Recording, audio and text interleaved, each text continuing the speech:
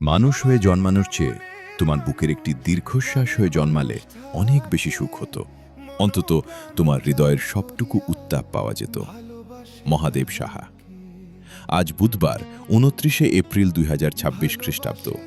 ঋতু পরিক্রমায় আজ বছরের ১১৯তম দিন। বাংলা ক্যালেন্ডার অনুযায়ী আজ বৈশাখের ১৬তম দিন, ১৪৩৩ বঙ্গাব্দ, এবং হিজরি তারিখ অনুযায়ী আজ ১১ই জিলকদ, ১৪৪৭ হিজরি। প্রকৃতিতে এখন চলছে গ্রীষ্মকাল।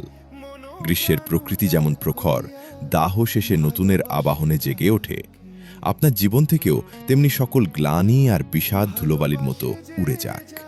আপনার কর্মময় জীবনের প্রতিটি অধ্যায় এবং আগামীর প্রতিটি পদক্ষেপ হোক মধ্যাহ্ন সূর্যের মতোই দীপ্তিময় ও সাফল্যে ভাস্বর। আপনার প্রতিটি যাত্রা হোক নিরাপদ ও সার্থক, আর আপনি পৌঁছে যান অনন্য এক সাফল্যের শিখরে। আজ আন্তর্জাতিক নৃত্য দিবস।